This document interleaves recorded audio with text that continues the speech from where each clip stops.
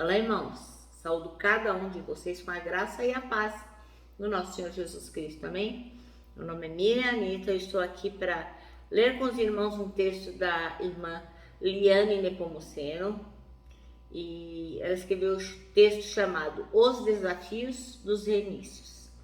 E esse texto foi escrito para o Manancial, que é uma publicação de meditações diárias baseadas na Palavra de Deus, com o objetivo de inspirar, exortar e edificar. Quem produz o Manancial é a União Feminina Missionária Batista do Brasil. Como não fui eu quem escrevi o texto que a gente vai ler, foi a irmã Liane Nepomuceno, eu vou ler com os irmãos e contar aquilo que eu entendi, tá bom?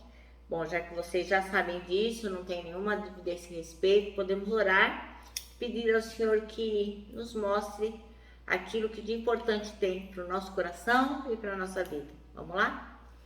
Senhor Jesus, nós te agradecemos por esse momento. Obrigado, Pai, que o teu Santo Espírito possa nos conduzir, nos orientar, nos ensinar aquilo que precisamos aprender e aplicar na nossa vida. Em teu nome, Jesus, que oramos. Amém. Bom, irmãos, pega aí a sua Bíblia. Nós vamos ler uma porção relativamente extensa, né? Que é Neemias 4. Então, seria bom que você pegasse a sua Bíblia para a gente ler juntos, né? Para não ficar maçante, só eu lendo e você escutando, tá bom? Então, pega aí, Neemias 4.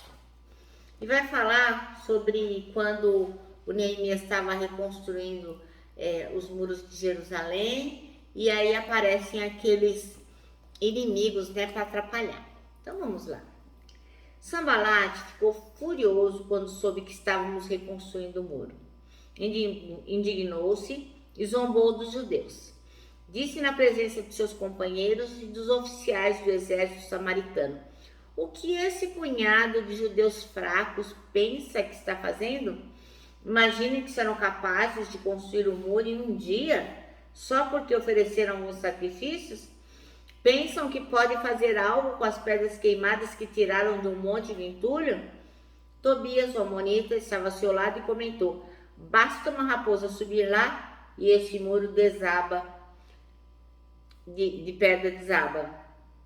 Então orei: ouve-nos, nosso Deus, pois estamos sendo ridicularizados.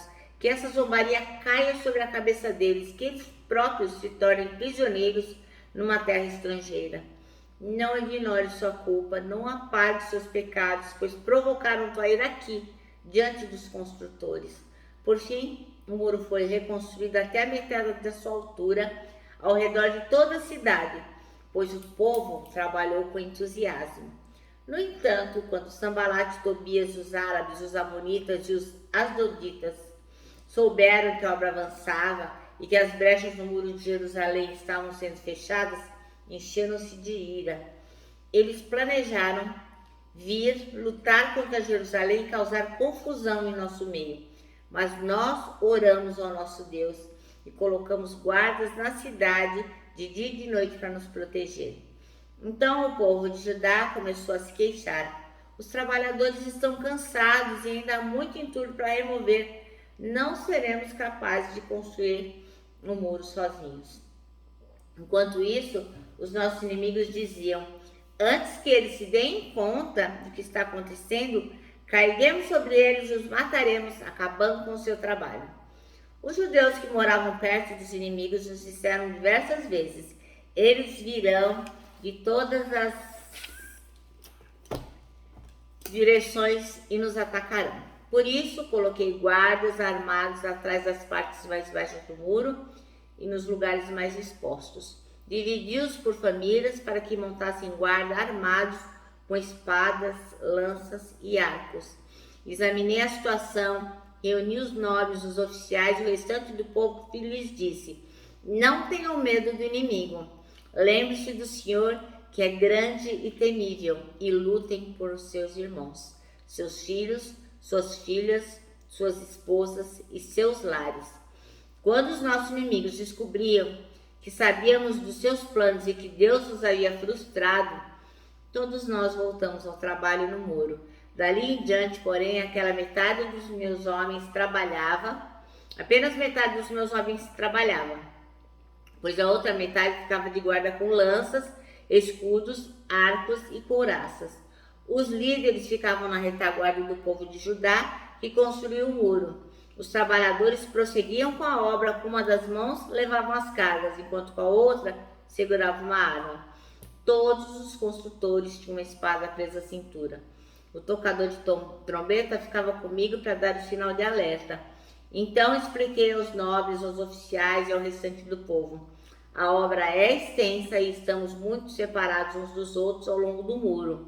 Quando ouvirem o toque da trombeta, corram para onde ele soar. Nosso Deus lutará por nós. Trabalhávamos o dia inteiro, do nascer ao pôr do sol, e metade dos homens estava sempre de guarda. Nessa ocasião eu disse aos que moravam fora dos muros que passassem a noite em Jerusalém. Assim eles e seus servos poderiam ajudar na guarda à noite e trabalhar durante o dia. Nenhum de nós, nem eu, nem meus parentes, nem meus servos, nem os guardas que estavam comigo, trocava de roupa. Carregávamos sempre nossas armas, até mesmo quando íamos beber água. Amém? Olha só que desafio, né, irmãos? Ficar sempre atento para que o inimigo não os derrotasse. Bem, a irmã Liane Nepomuceno escolheu o versículo 14 para ser o versículo-chave e diz assim: fiz uma rápida inspeção e imediatamente disse aos nobres, aos oficiais e ao restante do povo: não tenham medo deles, lembrem-se de que o Senhor é grande e temível e lutem por seus irmãos, por seus filhos e por suas filhas, por suas mulheres e por suas casas. Bem, estamos vivendo um reinício de vida depois da pandemia, né? Muita gente se perdeu, muita coisa também ficou perdida, muitos empregos, muitos lares, muitos relacionamentos, enfim. Nem sempre é fácil sonhar e expressar esperança, pois a gente passou por grandes lutas, né? E o pior, né, é que muitos de nós ficamos presos em casa e por trás dessas máscaras, Deus estava ali, atento a tudo, e agora Ele está nos mostrando o novo, né? O que dizem que é um novo normal. Então a gente não pode parar de confiar, porque não é sempre que é fácil a gente sonhar e expressar confiança. Não é, mas é possível, né? Porque Deus está nos mostrando o novo, o recomeço. O texto bíblico que a gente acabou de ler vai nos mostrar uma situação parecida com a nossa, né? Quando Deus tirou o povo lá do cativeiro e mostrou um caminho para eles, esse caminho era um caminho de começar de novo, de reiniciar. O povo, logicamente, estava morrendo de medo, estava se sentindo fraco, sem forças, desprotegido, inseguro, mas Deus o que fez? Mostrou para eles que era possível, usando a liderança de quem? De Neemias. Neemias foi colocado estrategicamente por Deus para devolver-lhes a esperança. Então, Neemias mostrou para eles que era possível vencer os desafios. Então, um muro precisa ser erguido para proteção. Essa é a voz do comando. Ora, não ia ser fácil, né? Não era pouca coisa, não. Devia ser um murão, né? Uma coisa assim enorme, com muitas pedras. Mas eles precisavam dessa proteção para quê? Para poder desfrutar da qualidade da vida. Então, o que Neemias mostra para a gente? Como a gente reinicia as coisas. Como lidar com o recomeço, com o reinício. Então, a primeira coisa que ele fala está lá no versículo 20, né? A gente precisa ter confiança. Quando ouvirem o toque da trombeta, corram para onde ela soar. Nosso Deus lutará por nós. Então, a primeira coisa que nós temos que ter em mente é que o Senhor está do nosso lado. E Neemias, ele sabia muito bem quem era Deus. E ele sabia muito bem que ele era um Deus confiável. E através dele poderia ser gerada a alegria, a força. Por quê? Porque tudo o que eles poderiam conseguir não estava firmado em circunstâncias, em emoções, aquilo que estava acontecendo. Não. Se você ler lá no Salmo 18, 2, olha o que está escrito aqui. O Senhor é a minha rocha, a minha fortaleza e o meu libertador. O meu Deus é o meu refúgio, é o meu rochedo em quem me refugio. Ora, então eles tinham em quem confiar. O Deus que era a rocha. Então, era preciso eles estarem preparados para lutar, como está lá no versículo 9. Diz assim, ó. Mas nós oraremos ao nosso Deus e colocamos guardas na cidade de dia e de noite para nos proteger. Então não era bagunçado, né? Só ficar, vamos orar, orar. Não. Era orando e trabalhando. Isso é muito importante. A gente tem muitos inimigos que tentam impedir que a gente siga em frente, que a gente caminhe. E às vezes nós mesmos fazemos isso por nós, né? Nós travamos a nossa caminhada. Mas como é que a gente faz para seguir em frente? É fundamental que a gente ore, que a gente leia, que a gente tenha, dê o devido valor à palavra de Deus e medite nela, obedecendo o que ela diz, né?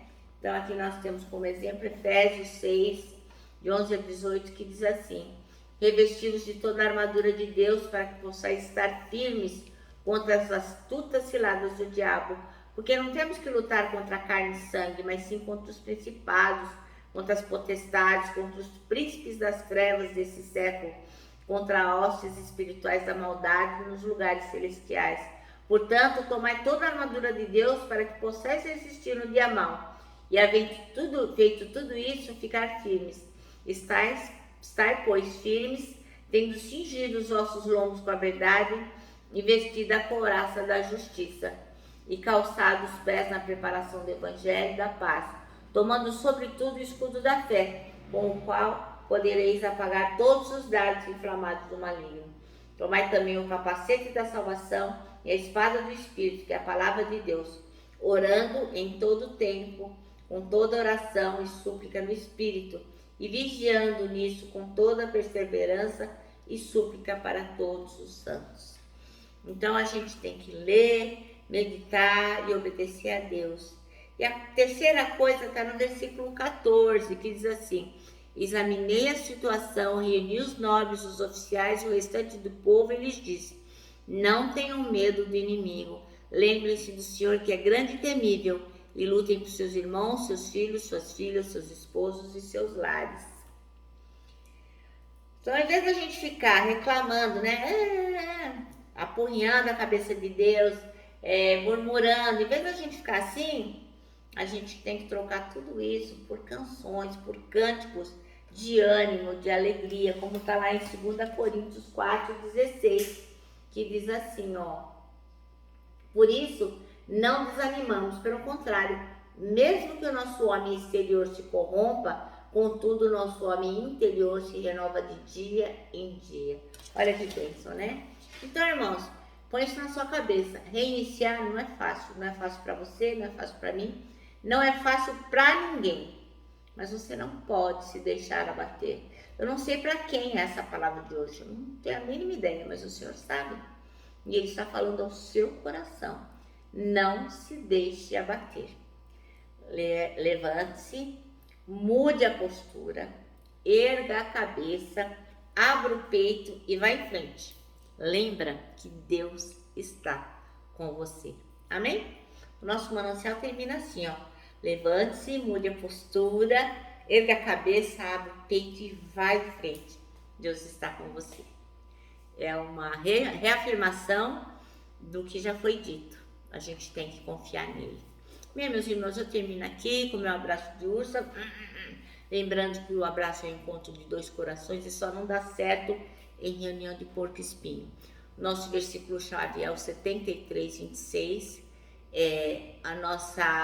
O nosso lema 2023, que diz: Deus é a minha força. Ele é tudo que eu sempre preciso. E agora eu me despeço com a palavra de ordem, que é: confia em Jesus.